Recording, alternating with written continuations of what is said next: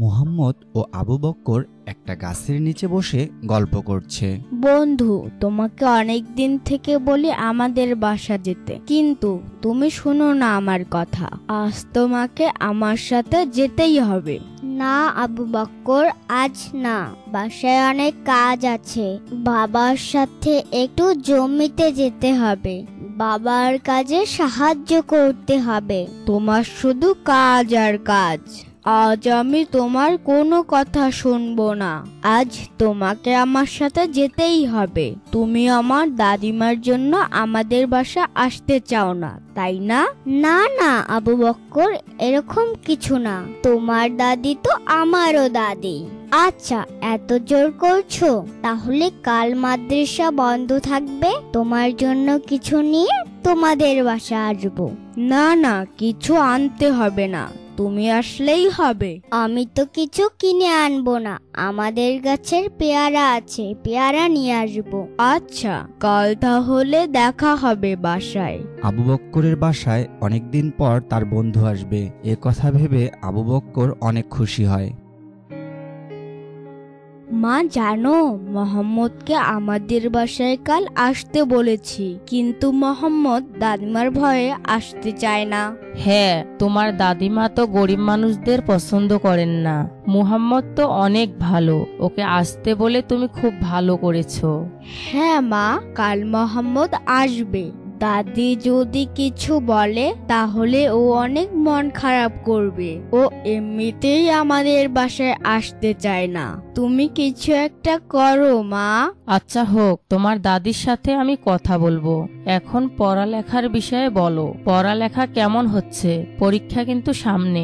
মোহাম্মদ তো আছে আমার গাইড, ও থাকলে আমার পড়াশোনার আর কোনো চিন্তা নেই। ও আমাকে পড়ালেখায় অনেক সাহায্য করে। ও আচ্ছা, শুধু মোহাম্মদের ভরসায় থাকলে হবে? তোমাকে লেখাপড়া করতে হবে না? আচ্ছা মা, আমি কি লেখাপড়া করি না? ঠিক আছে, আমিও এখন থেকে ভালো করে লেখাপড়া করব। মা, আবু বক্কর কাল আমাকে তাদের বাসায় ডেকেছে, ভাবছি কাল যাব। ওকে বলেছি আমাদের গাছের পেয়ারা নিয়ে যাব। আচ্ছা, নিয়ে যাস, কিন্তু ওর দাদির তো অনেক রাগ, গরিবদের পছন্দ করে না। আর আমরা তো গরিব, তোকে যদি কিছু বলে? হ্যাঁ মা, তুমি ঠিক বলেছ, কিন্তু আমি আবু বক্করকে কথা দিয়েছি কাল যাব। ঠিক আছে, পেয়ারা পাড়িয়ে দিব, তুই কাল নিয়ে যাস।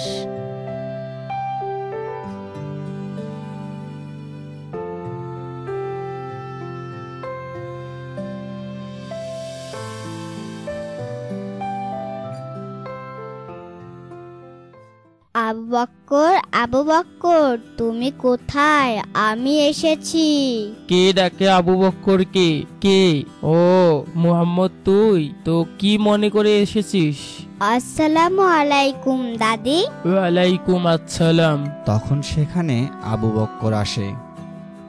মোহাম্মদ, তুমি এসেছো, অনেক ধন্যবাদ তোমাকে। আচ্ছা ঠিক আছে, তবে বাসায় যেন কোনো চিল্লাচিল্লি না হয়, আমার শরীরটা কিন্তু ভালো নেই। আচ্ছা দাদিমা, ঠিক আছে। কিছুক্ষণ পরে আবু বক্করের দাদিমা আবু বক্করকে ডাকতে থাকে। আবু বক্কর, এই আবু বক্কর, এদিকে আয়। হ্যাঁ দাদিমা, বলো, কেন ডাকছো? তোকে না বলেছি গরিবদের সাথে না মিশতে? তুই আমার কথা শুনবি না, তাই না? দাদিমা, তুমি গরিবদের পছন্দ করো না কেন? তোর এত কিছু জানতে হবে না। গরিব মানুষদের স্বভাব ভালো হয় না। আমাদের ঘরে অনেক দামি জিনিস আছে, ও যদি কোনো কিছু নিয়ে যায়। তখনই সেখানে আবু বক্করের মা আসে।